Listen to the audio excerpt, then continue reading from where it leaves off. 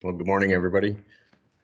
Looks like we have a fairly small group here today, so certainly take a very informal approach on this. We'll go through some quick introductions here, talk a little bit about, Dan and I will introduce ourselves to you, give you a little background on us, and then we'll proceed into the presentation on PowerPoint.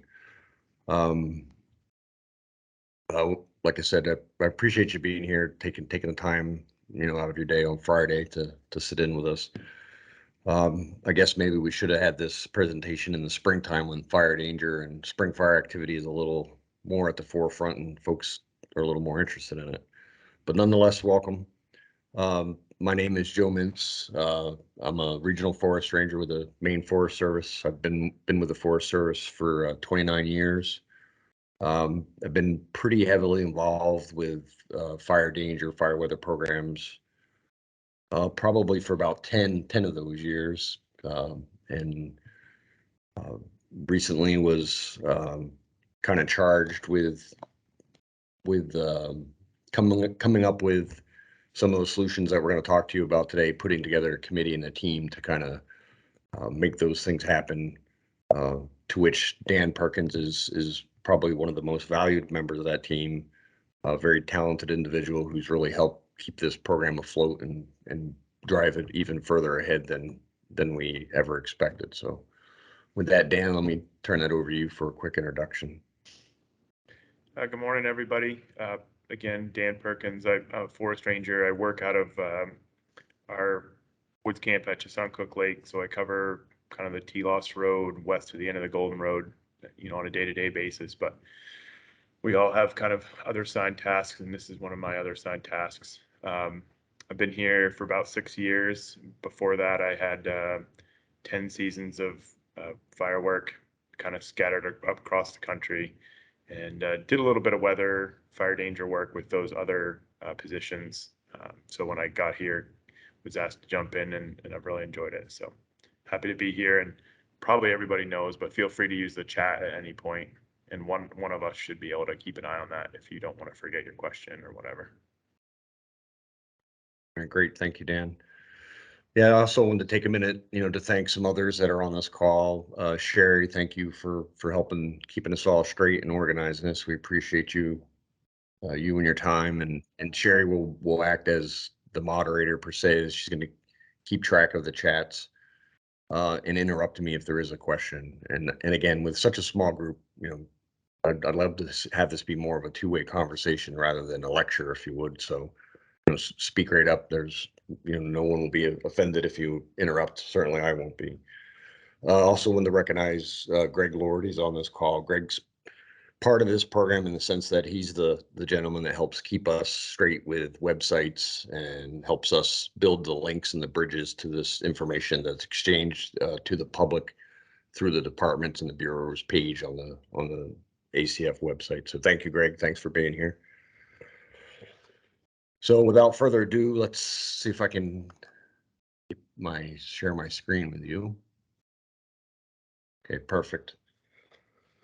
So first and I guess, at the foundation of this whole program is what I would call the internal partners to, the national fire danger rating, fire programs within the states, but also it's a national system. NFDRS has been around for many years, and there's a lot of collaboration between the National Wildland fire agencies and the states. And so some of these agencies you see here are really those internal partners that we work with pretty diligently throughout the fire season, on fire danger, fire weather, helping each other out with some of the technological changes, exchanges of information, and certainly, we're all fairly interdependent on each other and really anchored into, the upper left corner of the National Weather Service. At least half of the puzzle, if you would, is what's the weather going to be. We have some sense, with the technology we have to know where we're at, but where are we going? And so a lot that, heavily relies on predictions from the National Weather Service, not only for daily weather information, but long-term trends and things like that. So equal part of the equation is those folks. We talk with them on a very frequent basis and value their help and input. As far as external partners go, I think, it goes without saying that, one of our major goals of fire danger, fire weather programs is really simply the communication of what the situation is at hand to the public, to our partners in the fire agencies around the state, to to what many of you would be familiar with here in the state of Maine, the town warden programs or the town warden systems. It's the folks that actually issue fire permits here in the state. And then also, to the public and to the large landowners here in Maine, providing them with with information on the current indices, helps them make decisions on things that they do here on a daily basis. So it's a pretty good program. A lot of internal partners, and a lot of important information, but also, at the paramount thing is just sharing information to the public, trying to help keep people safe and trying to prevent fires. So it's a pretty big program. It's fairly amazing, how many people we have sign up and that use this product. We're I believe around 6,000 people even using the new product right now, and with the new sign up process we have, that list seems to be growing leaps and bounds. So moving on, let's talk a little bit about, Dan and I talked about this, and we didn't want to make it a a history lesson, if you would, because we are pretty excited about the things that are happening now and will happen in the coming weeks and months. But it is important to recognize kind of where we came from, if you would, with this program, how we got here, and it helps you, understand the things that we deal with and in the steps to make the decisions to get where we're at. I know for our partner Karen, that's on this call from Massachusetts, they're kind of in the same situation we were about 3 or 4 years ago, and I think they're working towards a solution, something similar to what we're doing. And so it's been kind of neat, not only to learn, but certainly to exchange or help others with some of the same challenges that we've faced. And Dan and Karen have done a lot of work together and have a pretty good relationship. So appreciate her being here today. So on the back end of this, most of this, well, we'll turn it all the way back to about 1950. So in the 1950s, according to what I've read for literature, there's a lot of it out there on the National Fire Danger Rating System. But about 1950, there were about 9 different systems out there. Some were federal systems, state systems, and all trying to do a better job or a good job of predicting fire danger. For all the obvious reasons, to help communicate danger to the public, to help them have decision support tools on staffing for the day, help them plan out all kinds of things, as you can imagine. So from 50 to about 60, for about a decade, there was a pretty big push to try to standardize that so that everyone was using the same scale per se, or the same metric, and to try to come up with a system that would work across the country. The same ruler, if you would, but calibrated for the local fuel models. So everyone's measuring the same thing. Everyone's calling a widget, if you would, but at the same time, a little bit of responsiveness to local fuels, local conditions, and so that you can calibrate that based on what you would experience back at home per se. And so where the Maine Forest Service ended up was with a version of the National Fire Danger Rating System of what was called NFTRS 64. So essentially, that was the product that was produced in 1964. A very manual or labor-intensive product and program, if you would, in that, as you can envision, with all the different Forest Service facilities around the state, each of those facilities would have the typical manual rain gauge that someone would have to measure every day, a wind meter, anemometer with direction, and then also a mortar board, which would have a dry bulb thermometer and a wet bulb thermometer to give you relative humidities.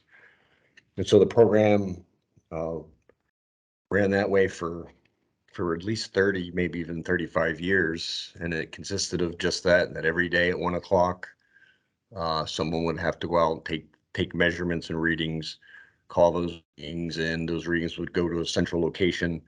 And there was a slide rule and chart that they would use to basically come up with fire danger ratings for the day, but also for the cumulative effects of the season, or the season over the season. And not a bad system. The older system had some benefits of simplicity. It did not take into account very much, if anything, on live fuels, and we all recognize that live fuels are a contributing factor to fire danger, fire behavior, if you would. And so, but nonetheless, that's where we resided for 35 years or so. One of the driving factors for advancement for us is really the loss of manpower. With efficiencies, with our agency, we looked at, a lot of seasonal positions became year-round positions, and so kind of through attrition, you would lose the number of bodies, the number of facilities, and so it became more and more challenging to be able to get enough weather information, enough redundancy in stations out there to provide quality and accurate products for the times. So there was a slight transition into a period where weather contractors were used here in the state of Maine.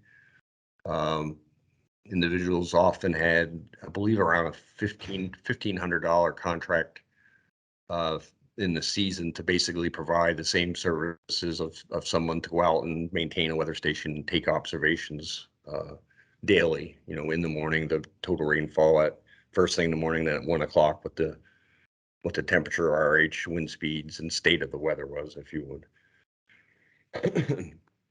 The next shift beyond that, the contractors themselves ran through the beginning of my career. Certainly in the mid-90s, we still had some paid contractors, some cooperators, some of the North Maine Woods gates. For those familiar with the North Maine Woods, they also would have stations there, and part of their duties was to provide the state with weather information. So in about the next major transition was in about the mid-90s. We were able to acquire some stations from a company called Rainwise out of Trenton, Maine, here in Maine, and they had developed an automated weather station that would work with a phone modem at the time. So pretty revolutionary at that time. It would dial in at 8 o'clock in the morning and basically send that little data burst into a computer program back here on the back end and tell us how much rain we had at a station. And then also at 1 o'clock to give us what was the temperatures, the RHs that observed for the day. And so that system, was again pretty revolutionary. But what it did do is it really pulled our weather stations out of the UT or out of the unorganized territories and out of areas that didn't have, immediate phone lines. So the stations basically went east and west to the borders or to the populated areas of the state of Maine, and worked well, but left us with a pretty large hole in the middle where there was not a lot of weather information out there. And it was a problem that we recognized. We tried to provide a little bit of a solution with that in that about 1998. We were able, through a grant, to purchase a station from a company called FTS. And even in 98, they were $10,000 or $12,000 for an individual station, and about $1,000 to $1,500 a year annual maintenance on it with sensor replacement. And so that was a satellite-based system that uses the GOES weather satellites. The National Weather Service has a couple of satellites that they call GOES, I believe 1 and 2. And with that system, we were able to place that station out in an area near what's called Baker Lake or Turner Brook to try to fill in that hole and to get a little bit of get a little more information out in the middle, if you would. We were that under that configuration, if you would, for probably close to 10 years. The stations themselves, at the end of that life cycle, if you would, were getting fairly tired, for lack of a better word. All along, we recognized, a lack of data in the interior portions of Maine, certainly in the northwest. And then we recognized that technology was growing up around us. There was a lot of new technology, a lot of new science out there, a lot of things that we wanted to leverage for our own use. And so we had an eye on the future and how we could improve our program. Some of those technologies we had hoped to take advantage of, and I think most importantly was just better resolution for ourselves in the sense of what do we have for fire danger, fire weather conditions in the interior portions of Maine.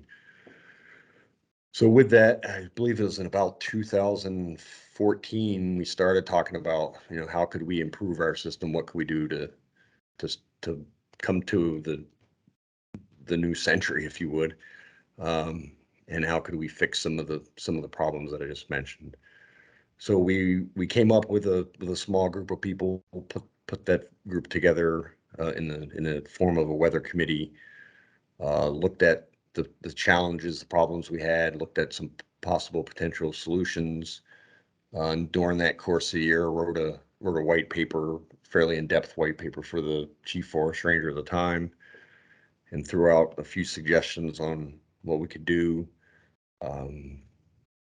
That paper was accepted or was well received, and so we were told to put together an RFP on what we had vision of, I guess, for lack of a better word, and did so, and were able to award that to in fact the same company that we had dealt with before, Rainwise out of Trenton.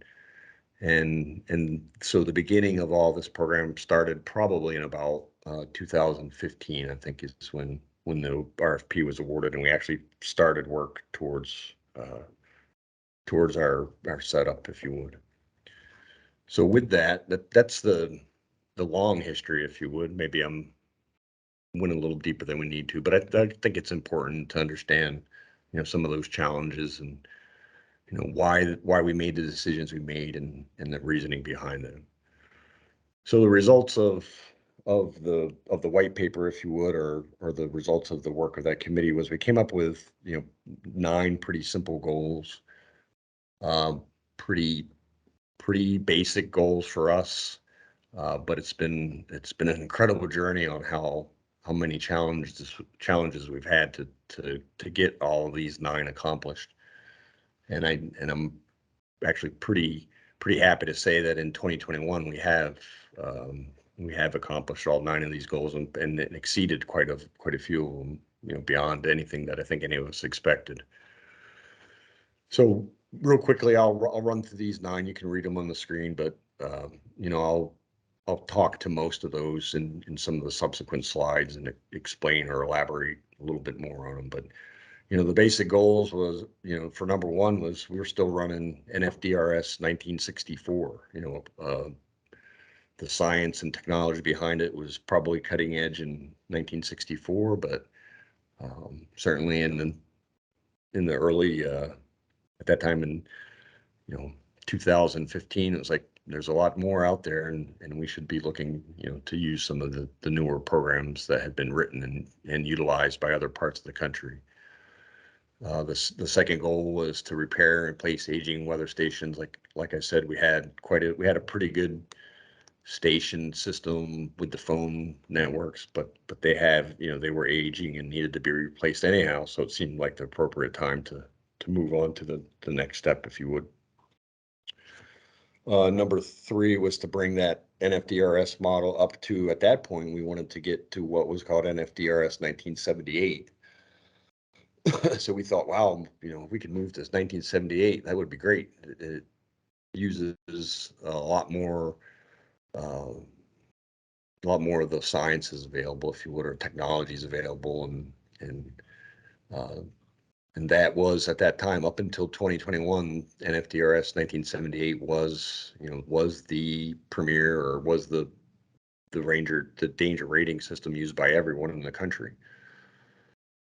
And so you see the little footnote in there, just right in the middle of us starting this journey, if you would, the U.S. Forest Service announced that, hey, I guess they were thinking like we wanted to get from 64 to 78, and they wanted to get from 78 to what was NFDRS 2016 at that time.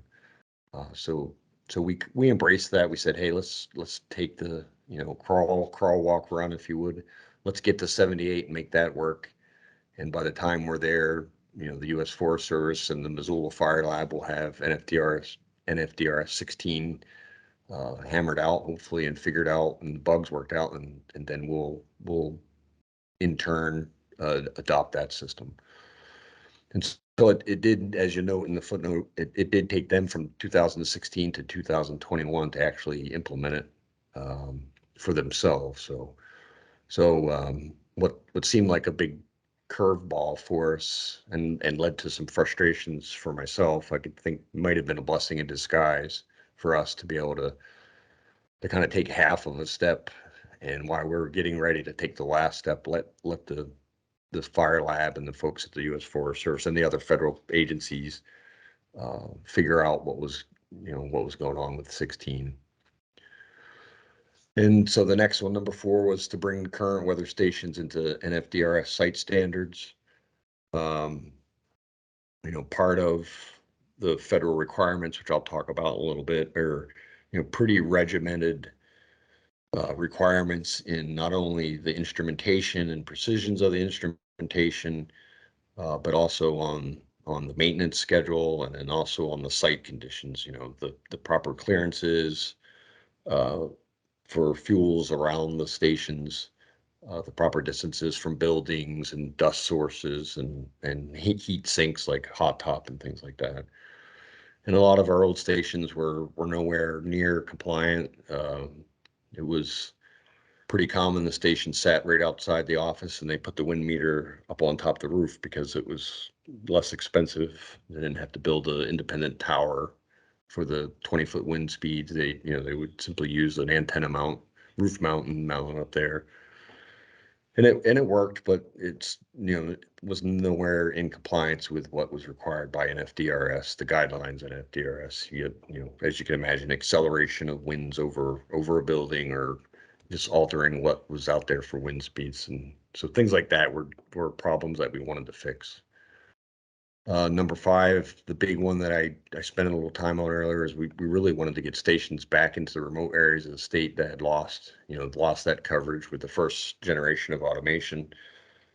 And as I'll show you on the next slide, that same area where we had the least information was also probably one of our biggest areas of concerns, and that area, for whatever reason, is kind of ground zero for where we experience most of our lightning caused fires. Number 6, delineate and create more appropriate fuel models, or excuse me, more appropriate fuels, appropriate weather forecast areas, or fire danger rating areas, I think is the proper term now in FDRAs. And at the time of the start of this project, we used 7 fire danger forecast zones. They're climatological zones, 100% from the National Weather Service. And so while they lined up with what you could expect for weather, I know they didn't line up well with what was there on the ground for fuels, what's on the landscape for fuels, terrain, and things like that. So we wanted to say, or we wanted to take a look at that and say, do these forecast zones make sense? Not only from a climatological standpoint, but did they make sense from a fuel standpoint? And they didn't, so we fixed that. Number 7, for a goal, if you would, was to develop user-friendly interfaces, try to eliminate all the manual entries with dial-up modems and manual dissemination of weather products. So to try to automate it as much as possible, knowing that you have to have somebody paying attention to it all the time and validating in the information, but as hands-free as possible was a goal. Number 8, update forest protection fire danger operating plan. I think every state has some sort of operating plan and how they're going to collect and disseminate fire danger information internally and externally and things like that. And so we had a rudimentary plan that had been around for a while, but we really needed to write a good plan, and it not only did we need it for ourselves, but it's required to participate in some of the federal programs in order for essentially for your data to be accepted into the system. Which leads us or ties nicely into the last one. So the last one for me was one of the biggest goals that I had is the federal agencies and those that kind of cooperate through the National Interagency Fire Center and through the geographical areas around the country have a pretty robust group of meteorologists and scientists that make up what we would call the predictive services side of wildland fire across the country. And so they produce some pretty powerful products. They leverage obviously some really neat technologies.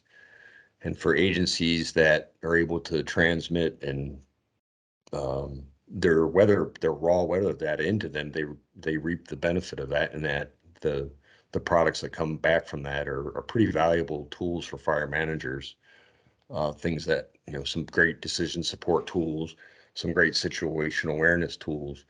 And if your agency isn't participating and sharing data with them, then what you get back from those predictive services folks is a little bit limited and certainly not at a resolution that we would like to have, or not at a resolution that we should have based on the technologies available today.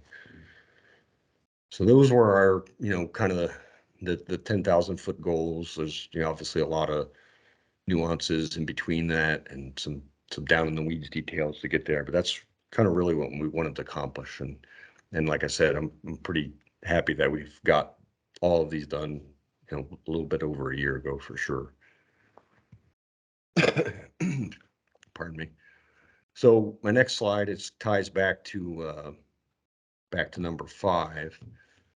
And so one of the important reasons to get weather information from remote areas of the state is based on what we see and what most of the folks who work for our agency know is that this is typically shown on the maps here, typically what we experience in areas where we see a lot of lightning activity.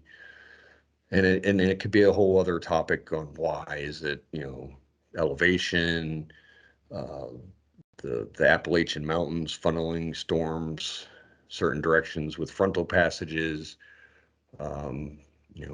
Is it rain shadows? That's one theory, talking to some of the National Weather Service, is that as a frontal passage comes over the Mount Katahdin region or some of those higher elevations on the backside of those ranges, or the lee side of an event that comes through, that most of the rain or a lot of the rain drops out on the upwind side as it's pushed up over that range, and you get the cooling and condensation, and rain falls out the backside. Might get slightly less rain, and thus giving you on a micro scale or a microclimate, giving you a little bit of a rain shadow. Again, others say, oh, it's because it's mountain ranges and lightning goes to ground, easier grounding source to rock or something like that. Is it might be iron content. It's kind of interesting. It's perplexed me for years. Why does lightning happen? Why do lightning fires happen where they happen? And as you can see here on the map, pretty distinctly, that you get lightning fires established in these areas. And so the big takeaway is that's exactly the areas that we did not have a lot of weather data coming out of. And so that was the driving force behind why we wanted to get that back in there, if that makes sense. So from those original goals, program goals, 9, basically we had formed a weather committee and tasked the committee with doing some pretty simple actual tasks. So simply to fix the problems and obtain the project goals, number one,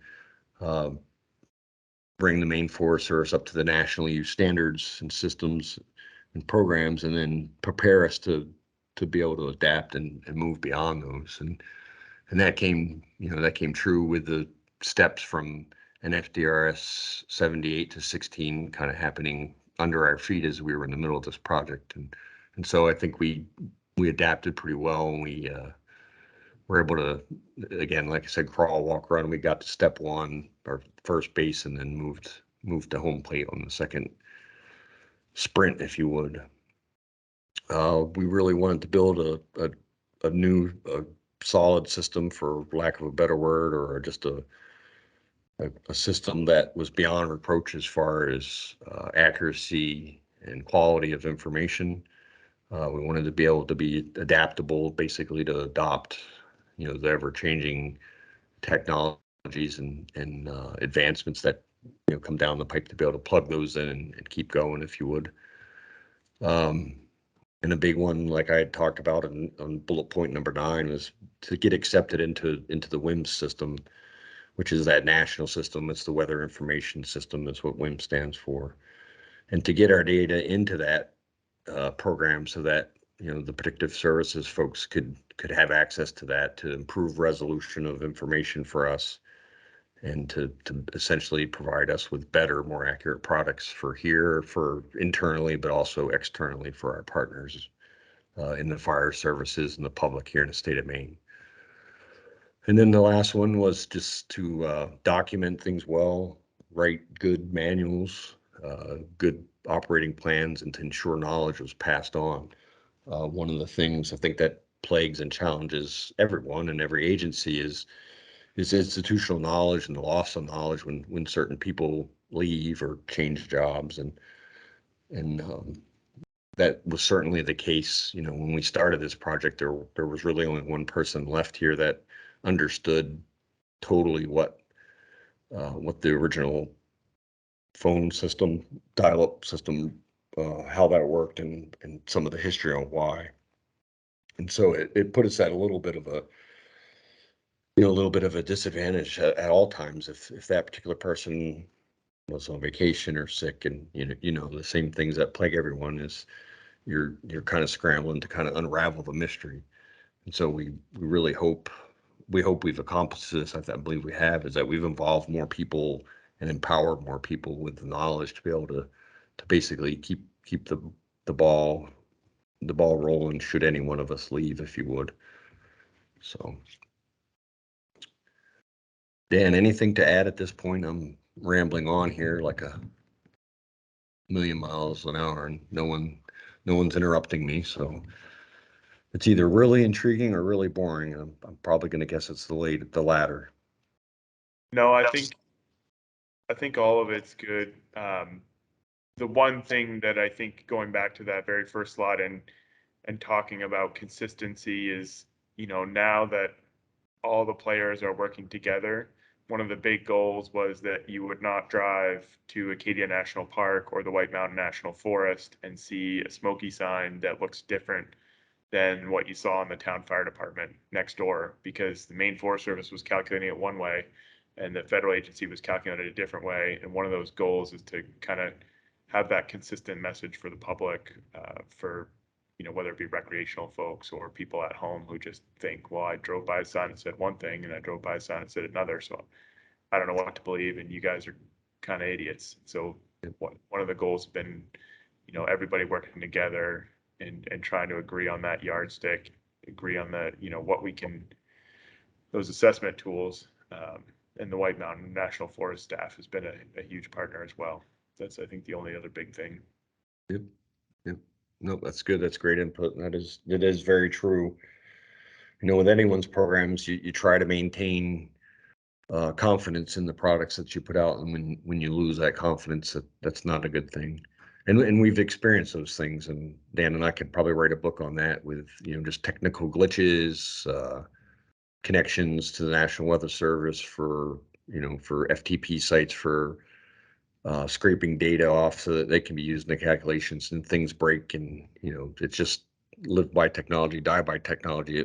feels like sometimes, and so it's a constant battle to make sure the information is there when people need it, and that it's accurate, and that they have confidence in what we put out for predictions and information. And so, like, so to Dan's point, it's important that the cooperation happens with everyone around the state, and we have done much better at that, and this project has helped that. Alrighty. So a little bit down on the weeds. So we talked about, the 10,000-foot goals and kind of the strategies or objectives, if you would, that the team was handed down to make happen. And so the team went to work and kind of looked at some of the availability or some of the tools out there, some of the pieces and parts, what we were going to use to make all this come together. And so, like I mentioned, when the RFP went out, we had spent a lot of time reading, studying, talking particularly with a gentleman named Rick Volek. A few of you will know who Rick is. Rick was the fire management officer for the U.S. Fish and Wildlife, a long-time employee there, had spent a lot of years here in the Milford area, Suncays National Wildlife Refuge, had taught many of us a lot of the introductory to fire danger and fire weather courses. And so a pretty good mentor, and certainly a great resource to help guide us and point us in the right direction. And so through work and conversations with Rick and others, reading lots and lots of federal manuals, which is sometimes tough, one of which you see here on the screen, called the Interagency Wildland Fire Weather Station Standards and Guidelines. So, what kind of precisions are required of what they would call a raw station, an official raw station, a remote automated weather station. What's the requirements of the station? What's the requirements of the site, of the maintenance, of the fire danger operating plan? And so all those things are spelled out here, and we read those, digested those, and those were really the basis of our RFP that we put out. And so, as I mentioned earlier, the Rainwise company won the bid on that. Not only for price, I mean, really for what they delivered and what they did, and certainly they were they were the cheapest in price vendor, but they were the most innovative vendor. We had some older vendors that were well equipped to do what they wanted to do, but they weren't offering the innovations and efficiencies of what Rainwise offered in the RFP. And so for that and many other reasons, they were selected to be the vendor. And so what they did, back at the heart of this, is what they did is they built a new system or a new weather station specifically to meet the needs of this project. And so what they built was what you see here is the Mark III long range weather station. In it, they incorporated a new sensor package they call their Sp5 Sensor Package that collects information to the precisions that are required under the federal standards. They worked with the Missoula Fire Lab, submitting the documentation, particularly with a gentleman named Larry Bradshaw. So documentation and certification of their instruments, and basically the things required so that they would be blessed into the federal system as raw stations, as qualified to provide national fire weather information. The beauty for us is really two things. They were a Maine-based company near Bar Harbor and Trenton, so easy access. If you have questions or problems, we could access them quickly. Easy phone call, an hour's drive, and probably most importantly is the expense on them. They were just about $900 for that station you see there at the time.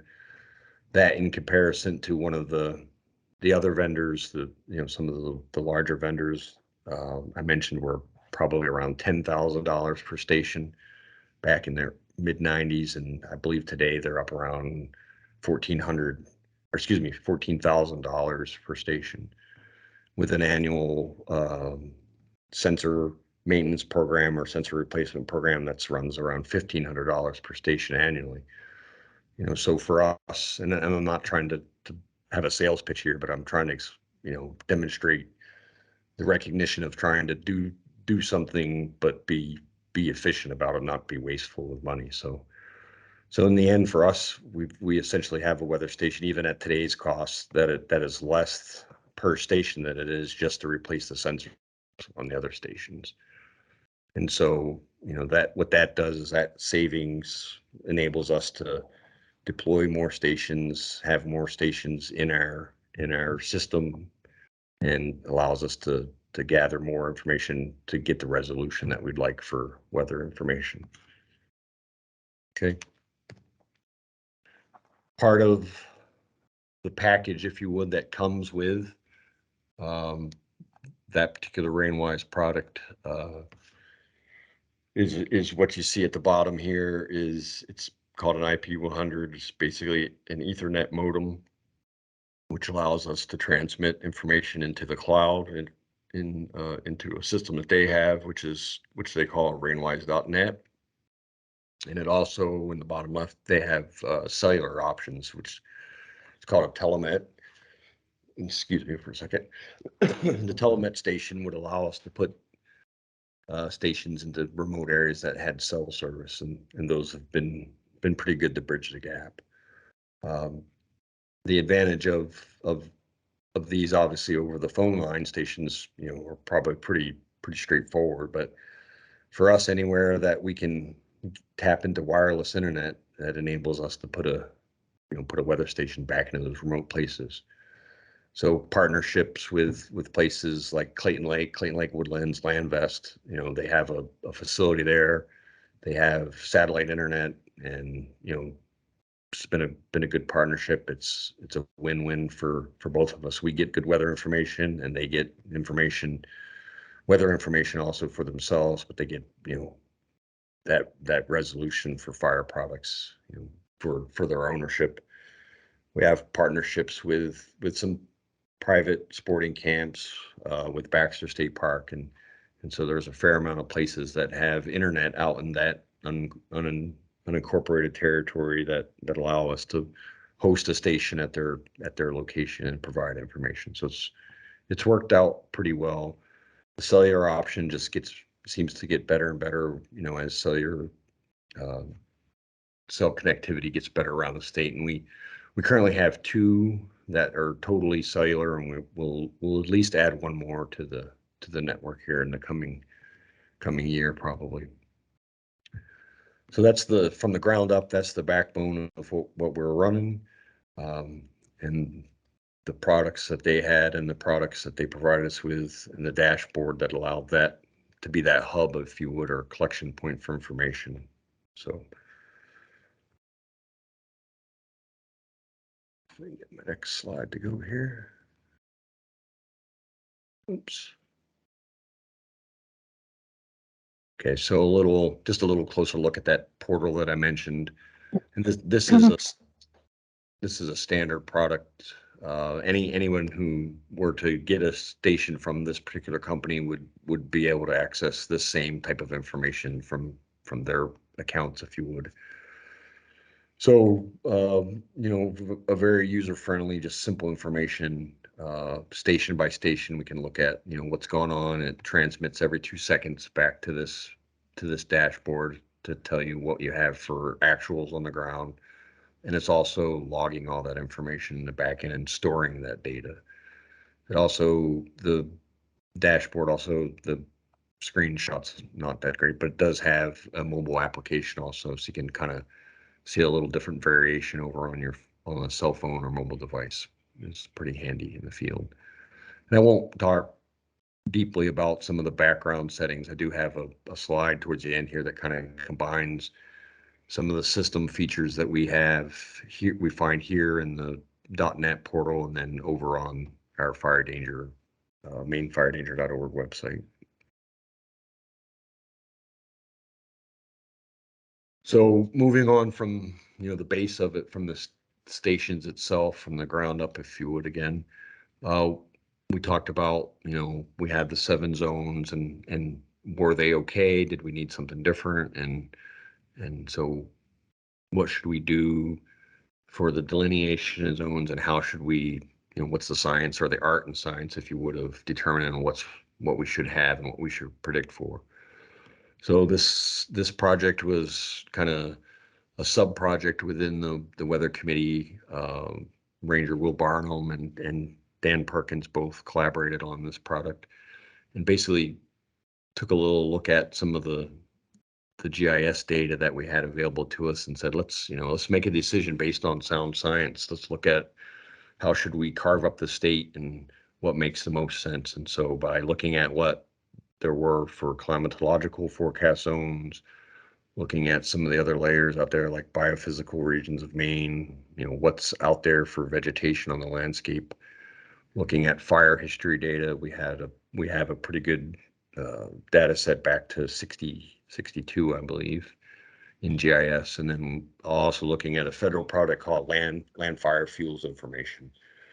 So land fire is pretty widely accepted in the fire management community as a source for the types of fuels and that grow on the landscape, and so kind of mirrors the biophysical regions of Maine, but certainly has a fire twist to them, if you would, or a fire emphasis is probably a better word.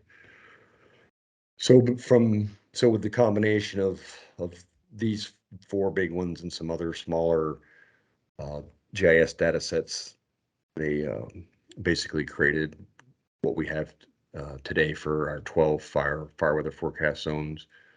And I think it's been there's some little tweaks we're going to do here and there just because of some of the partnerships across the state lines and trying to make our zones line up a little bit better with those. But for the most part, they did a very good job in setting those prediction zones. There's a little growing pains, for someone, in the fire service that was in zone 6 for, their whole fire career, and then turn around and zone 6 is now zone 8. And, so it was a little bit of growing pains there, but I think for the most part, over the last few years, folks have become used to them and appreciate the little better precision in the products.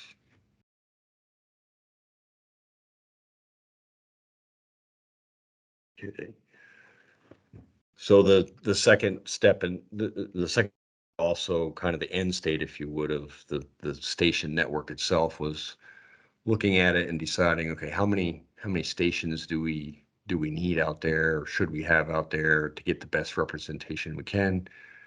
How many stations should we have for redundancy should one of them fail? And so in the end, this is basically a pretty rudimentary map of the zones, but then also where the stations are located at.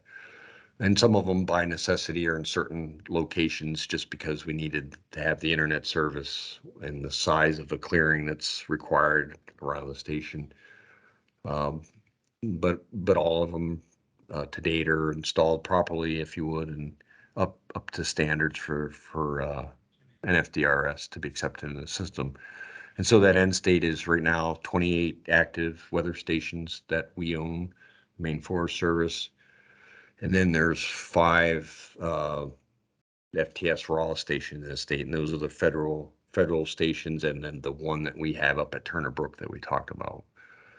And so the total complement, is the 33 stations that we're currently using, and that's the configuration on them for right now.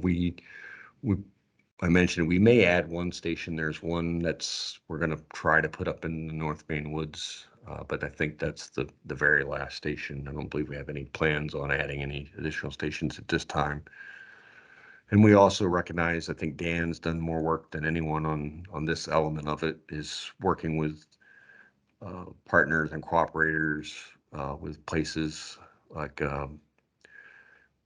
DOT. I think he's dealt with some of the folks that control the weather stations at airports, the AWAS stations. And we recognize there's some other, really precise instrumentation out there. They're just missing a couple of the collection pieces that we need to use for fire weather forecasting. And so working with those to potentially see if they can add things like a solar sensor or the piece that may be missing from their data, fill in, some of our program. And when that happens, we would be able to augment some of our stations with their data and likely reduce some of the number of our stations over time in exchange for standing up some of those other high quality weather stations. And that's not a unique idea. I think, talking with folks at the Fire Lab, I mean, they recognize the same thing. There's the National Weather Service and a lot of other entities have quality weather information, quality weather stations out there. They're just sometimes missing a piece that they need to be a fire danger rating or a raw station.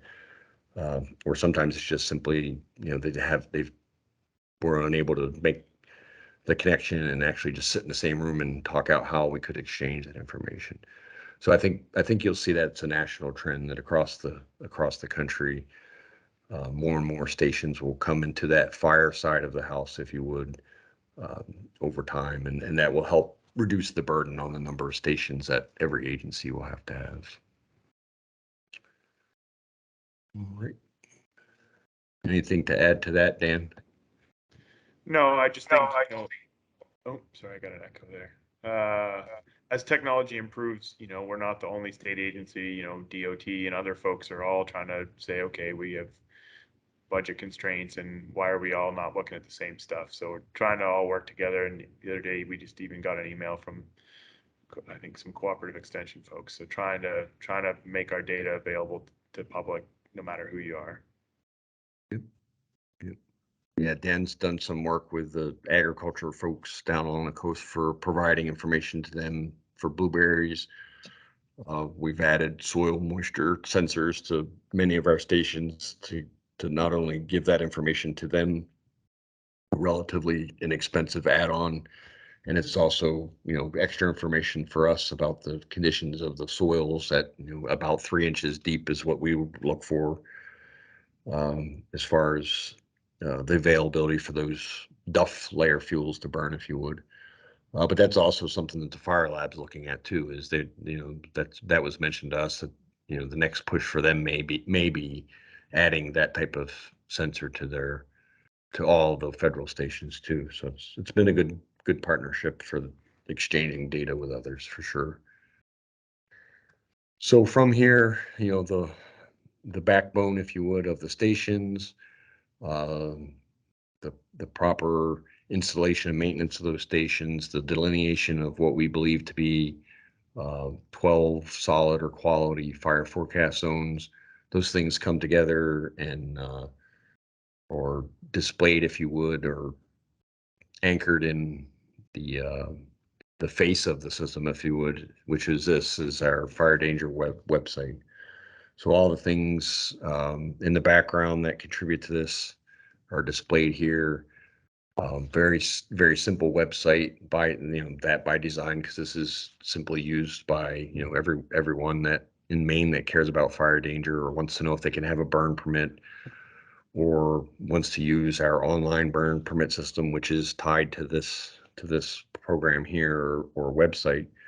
And so this is where it comes together in the form of where people can get information about fire danger. It's where the platform in which we launch daily fire weather forecast emails, texts, and things like that. And I'll show you what some of those are.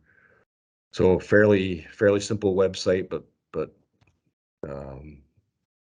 honestly, and I think Dan will attest to this, there's not many others like it out there.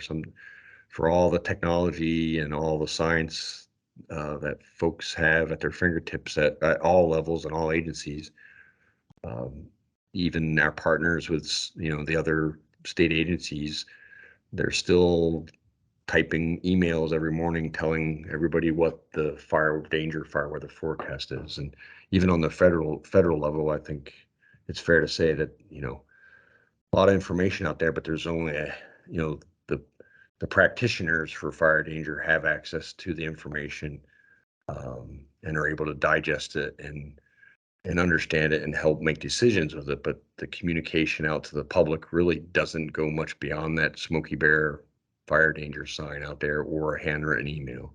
So, from our perspective, what we've done here, in real-time information, the ability to, particularly now, to subscribe and unsubscribe to text messaging, to daily emails on the weather, the automation and the simplicity of, open the website up and here's where we're at is pretty unique. I don't know of a lot of other places doing it at that point. I think there's some others out there that have similar products, but I think ours is, I've been pretty pleased with it.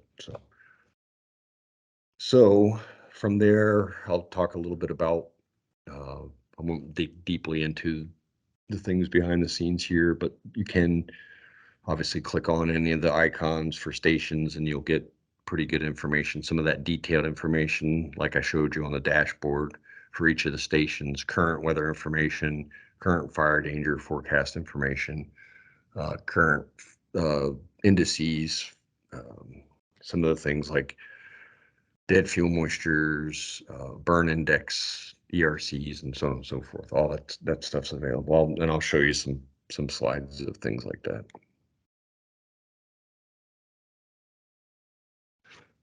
So kind of bundling the combination of features available through rainwise.net and also what we have here on our fireweather.org webpage. These are some of the general things that we're able to do or things we have going on in the background. We have alarms and alert messages. We have the ability for us to basically say at any one of the stations, if, wind speeds exceed this certain miles per hour, or if RH falls below 20%, it'll send us an alert. And so pretty handy tool.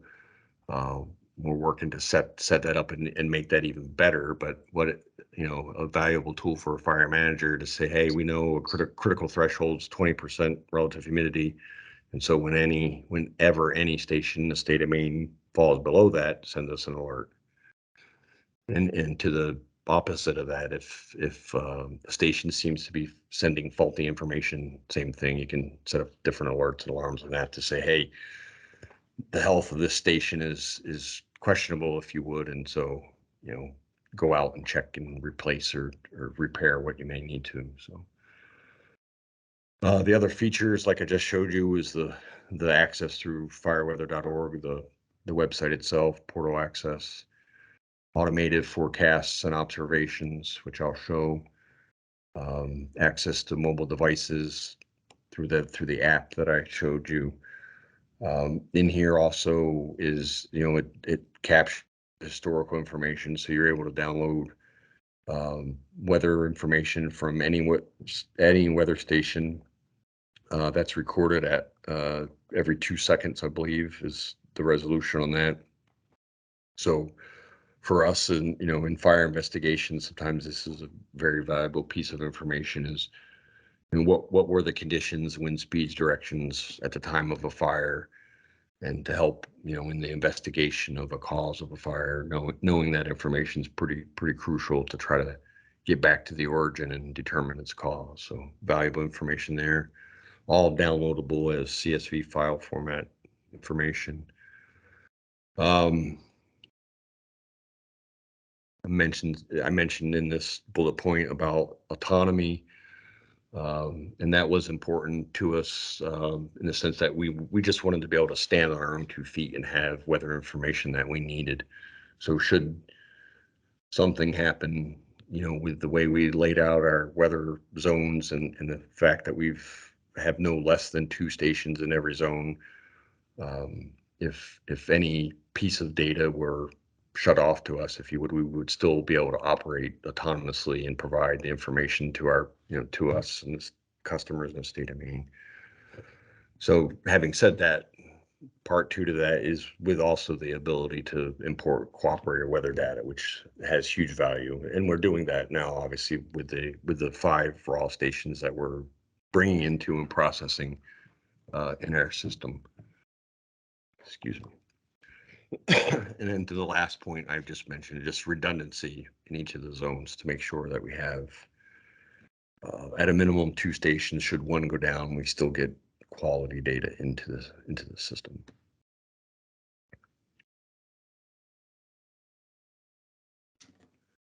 So example of the products, these are both external products. We get them internally also, but they're available to anyone in the public.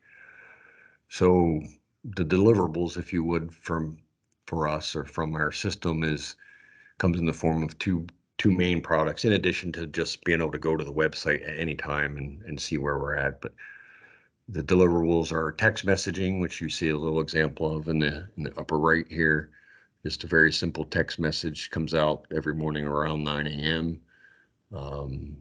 Gives you the message of what forecast zone you're in and what the adjective rating for the day is. The example below is the typical morning 9 a.m. weather information that comes out, the forecast for the day, gives you the zone, just a general overview of what the conditions might be in that zone, what we expect for temperatures and humidities based on the National Weather Service forecast, what we would expect for wind speeds, rainfall, KBDI or the drought in the area, and then also most importantly, again, the Smokies arm, as Dan says, the fire danger forecast or adjective rating for the day and what the danger sign should be set to for each of those zones. Internally, we get something that looks like this on the back end in the afternoon. This is just a summary product, if you would. This comes in at around 2 o'clock after the 1 o'clock observations are recorded and calculated. Basically gives us information on what's tomorrow going to look like, again, based on National Weather Service predictions for the next day.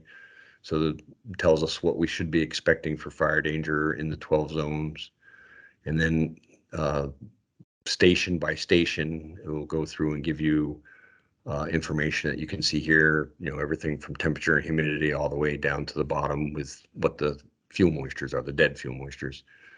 And it will give us the actuals that were recorded today and then what they're going to be forecasted for tomorrow. So pretty valuable tool, pretty helpful for fire managers and for folks that are suppression folks that really want to know, some of the important things that firefighters need to know in doing their duties, what they would expect for flame lengths, rates of spread. I'm going to say, well, ignition component is pretty close to probability ignition, is it not, Dan? Kind of close. Same idea, just different scale, kind of. Yeah. So, with that example, what chance will we even have of ignition, if you would? So some valuable tools for the firefighter, in this data that comes out to us, and something that we do share with partners that want it. I think most of the public just want to know what the adjective rating is that drives decisions and policies on a town by town basis. But for some of the fire chiefs and folks that want to dive a little deeper into it and understand what they may be facing any particular day or at any particular time of the season, this information is also available to them.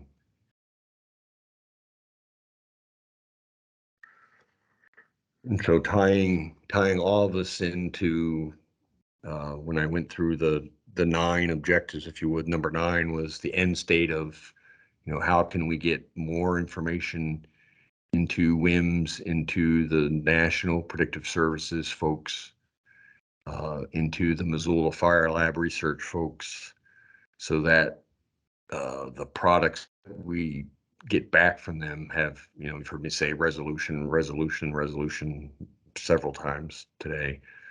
And so on that, to that number 9 point, this is a little snapshot of kind of where we were at and where we are now. So at the beginning of this project, and because this map still reflects half of this map reflects what the 5 federal stations are. So if you look up top here, you see if you look in real close, you can see a little black dot, and that's Turner Brook. And then there's 4 other RAWS stations along the coast, 2 owned by U.S. Fish and Wildlife and 2 owned by Acadia. And so those were the 5 pieces of information or 5 data points that all the predictive services, intelligence and mapping information and things like that were all based upon. This is what we look like today. And I took a little deeper zoom in here. So you have those 5 stations feeding the system, if you would, and now you have, there's 12 of ours currently feeding, and the other ones are getting ready to be turned on. And so we went from 5 prediction points, if you would. Now we're up to 17 of those points in here. And so that information is being ingested into the federal system and being used for some of their products. And that's, and Dan will probably talk a little bit of this. There's going to be a big upgrade at WIMS, and so we'll even recognize more precision, more and better products in the very near future. Certainly by next fire season. Some of those products will look similar to things like this. You can see kind of the gridded weather information concept, where our 17 stations are feeding the grid along with some of the federal National Weather Service station information, or mesonet type stuff. Allows them to produce products with, again, that resolution we're looking for. A little more information, a little better science, a little more accuracy, a little more precision on things. This particular one is a snapshot of what the ERC levels are. So energy release component, basically how many BTUs, if a fire were to ignite, what would be the BTU output of a fire. With that information, helps us determine resistance to control, potentially resources that may be needed. Certainly when you look at that type of ERC situation, late season type fire would be a good indicator of just how long you're going to deal with this fire due to the depth that it may burn in the ground. So things like that are well on their way, and like I said, I'm pretty happy that we are now feeding that data stream, and we'll only continue to improve that, our information to them, and the products coming back out, like I said, are just getting better and better. And with that, Dan, I'm pretty close to turning it over to you. If you'd like to talk a little more. Dan has certainly led the charge with WIMS. He's just the hours and dedication he's had to it. I can't thank him enough for his time and just energy and just innovation. He's really broken down some barriers for us to get this information into this national system, and I appreciate it. He's got some extended knowledge on the WIMS side of the system, what some of those changes will be, the benefits, to us and the public here in the state. She's being good now, but she was naughty earlier. So I'll leave you with the safety side of the thing. Is so the WIMS product and the benefits that they give us, not only with again, decision support tools, helping us to determine what our preparedness levels should be, staffing levels, and helping us kind of predict out the typical 3 to 8. We, in the fire world, they always say always be thinking 3 days out. What might you need, or what might you expect in 3 days? And so from that kind of approach and beyond that, with the predictive service intelligence helping us to make everyday decisions a little bit ahead of time, rather than be reactive to something. To be a little proactive is often nice. One of the other significant elements is just firefighter safety. So besides the fact of helping us make decisions, and hopefully good ones, this system also provides what's kind of the nationally accepted pocket card program, if you would, for kind of charting where you're at and helping you to compare the trends of fire danger and how that relates to firefighter safety. Just gives you that situational awareness, if you would, of where you're at and where things are going, to help make better decisions in the terms of fire suppression tactics and the things that you're going to do out on the fire ground to help keep everybody safe. So a big byproduct, if you would, of the WIMS system that we're pretty happy now we have stations that will feed and produce these same pieces of information. And Dan, I will turn it over to you, and I'm going to throw you a curveball and this is just a visual, I don't expect you to talk about it, but the architecture of all this, and you being the designer of the architecture, I'll let you take it from here and talk a little bit about, not so much this slide, but kind of your vision of what you see for the future, the stuff you've talked about, me with WIMS and some of those changes. So thank you, Dan. Sure. So I think, I think this chart is overwhelming, so don't feel like you're trying to digest it. But the point here is that we have a lot of data flowing in a lot of different directions to kind of make this all work. And as Joe alluded to, maybe 25, 30 years ago, it was feasible to have a bunch of folks on the ground spinning weather at 1 o'clock in the afternoon and calling a secretary and that person typing it all in and being done. Reality is we don't have that anymore, so we've kind of had to invest in these more advanced systems to pull everything together. But I think the bottom line is that we can really struggle to know, how is today similar to yesterday and how is tomorrow going to be different from today, particularly in a state. I've had some experience. I worked for a couple seasons in California, and I remember showing up in May or April at the beginning of the season. They said, well, it's not going to rain until November. And being an East Coast boy, I kind of didn't, I laughed a little bit, but it's true, so every day is, it has some pretty good fire potential once you get going. But for us in Maine, we don't necessarily have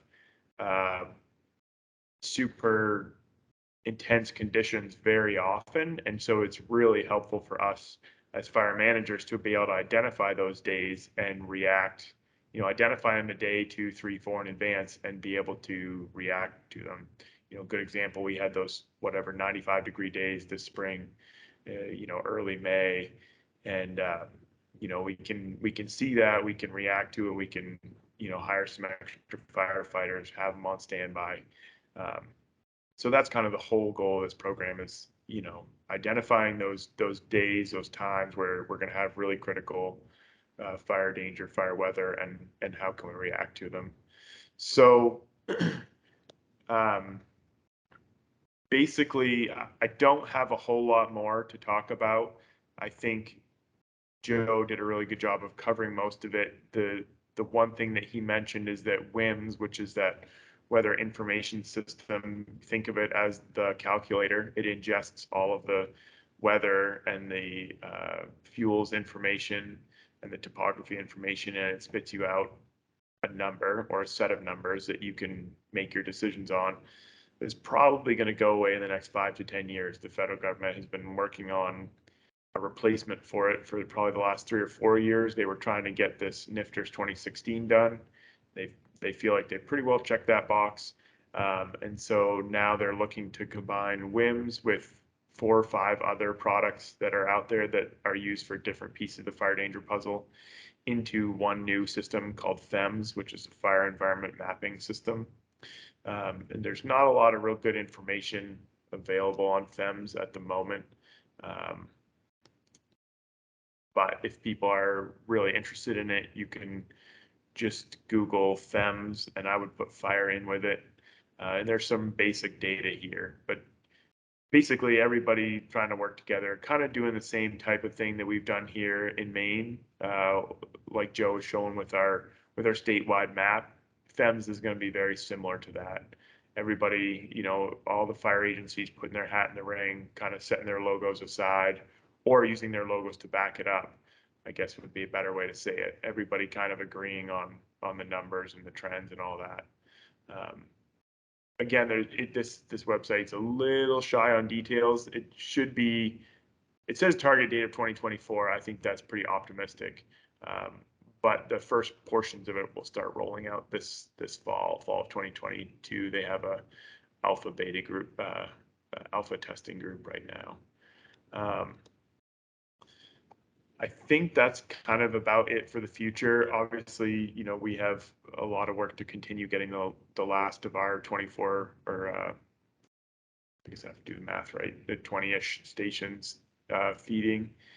And then annual maintenance, we have to go out and check these things twice a year, make sure there's no bird nest in the water, in the precip measuring. It happens all the time. Bees nests, all that kind of stuff. They got to get looked after. So hopefully we're at a point where the program's relatively stable and we can enjoy that stability for a while. And I'm sure when FEMS comes along, there'll be a hiccup here or there. But you know, now that we're at sort of the national standard, I think it'll be easier to stay at that national standard. So I don't have a whole lot more, Joe, unless there's specific things you'd like to have us touch on. No, I'm good, Dan. I appreciated the insight. I know that you've attended a few seminars on that new system and have a little more knowledge on it than I do. And I also just wanted to give you a chance for you to go back and correct anything I said in error. No, I think really it's been an excellent project to work with our cooperators and really try to all get on the same page. There's a lot of benefit in knowing that what we see from the Maine Forest Service is exactly the same thing that, you know, fire staff at Acadia National Park or the National Wildlife Refuge System or the U.S. Forest Service in the White Mountains. We're all, you know, seeing that same thing, and you can pick up the phone and I think there's just a tremendous amount of value in us all being, you know, and Karen's on the call, all the states, everybody kind of working the same way as opposed to each being siloed. I appreciate that. Yeah, I think one thing, if I didn't emphasize it enough, and I don't know that I need to do it with this group, but we often do with the fire service and the fire chiefs, is for them to understand that, you know, what we've accomplished, you know, through the work of the committee is that now in today's, the position we're in today, if you would, is that we feed our raw weather information over to the WIM system, and the WIM system is actually the calculator or the software that calculates all the fire danger. And that's a change from most states, and it's a change from where we were back, you know, years ago for sure, where calculations were being done in-house. And there's some advantage to that. It's quality of product in the sense that now we have the Missoula Fire Lab and research scientists, meteorologists that are basically tweaking and running the indice and danger calculations in the background. And so to be able to essentially feed that system, let them add the science, tweaks, and technology that come up from time to time to the calculations. I've heard them say, you know, that it's built as a plug and play system as some new technology comes into play, things like soil moisture meters that I mentioned. As those things become available and part of the solution, if you would, to fire danger, that they'll be added in. And so rather than for us trying to keep up with the latest and greatest, where we're at now is, again, feeding raw information into them, or into that system, into the national program, and then the products we pull back out of it are the results of that information. So it's a pretty good position to be in, and we're pleased that that's the situation that we have set up at hand right now. And like I said, at the end of the season, we should have all of those stations in there, and that would be really good. So with that, I'll open it up for any discussions, any questions that anyone may have.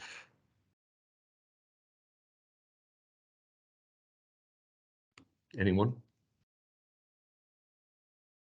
Okay. So hearing, oh, I see your camera on, Karen, so you're up. Good morning. Good morning. Good morning. I just wanted to say thank you for the great state of Maine for being forefront on this, because Massachusetts is still working to get an RFP written so that we can get a rain-wise system set up here. But you guys have done so much work that it's just going to make it easier for other states to join in on a less expensive system, and know that it will feed into WIMS and do the work. So thank you guys very much. Appreciate that, Karen. It's been a good partnership. Of course, Karen and Dan both serve on the Compact's Fire Science Working Committee, so some good partnership and collaboration there on other fire management things. But this is a big topic for that group as a whole. So it's been an interesting journey, and we're glad to work with and help people out like you, Karen. Thanks. Anyone else? Any other questions? Dan, any go backs before we? I'll adjourn? just jump. I think we touched on it, Joe, but I'll just jump on what Sarah's got a comment in the chat about county EMA directors, and I did just want to note, thank you, Sarah, and one of the things that we really struggled with was getting our message out, and that's one of the reasons we kind of set the system up the way we did, which is that anybody in the public can sign up for those email or text alerts. So hopefully, feel free to share that information with, the folks that you work with. And I think, like Joe said, the word's getting out, 6,000 people a day get emails or texts or whatever. And it is, anything you can do to help us, Sarah, or if you get feedback and people are confused on, where a one zone ends and another starts, we've tried to do some tweaks to help with that. But if you're hearing, the same complaint or question, repeatedly, feel free to pass it back up to us as well. I sure will. And I think it's really powerful when, now that I know that this is a newer product, which I actually knew, but I'll pay more attention to it, which is why I wanted to sit in on this. And as I see your products, like on social media and whatnot, the more I share it, the more people trust it. Not because of me, but when county EMA shares something to their communities, we've built that trust over years. So we're hoping that they just trust what we're putting out as, from all of you. So I hope that would help at least locally within our small communities. And I was also really excited to see how you have really universalized the fire ratings, or I forget what you called them, but the moderate, mild, all of that. That is information we do like putting out to support our fire departments. And I think it's easily digestible for our community members as well. So this was really good. Thank you. I really appreciate getting this level of information. Good, glad to hear it. And the one other thing I'll add, just because I thought of it, if you have any of your own internal sort of mapping programs or whatever that you use to keep track of risks or what have you, I know that there are some towns, I believe in Southern Maine, that we've worked with, and they scrape data out of our, out of that fire danger, fireweather.org website.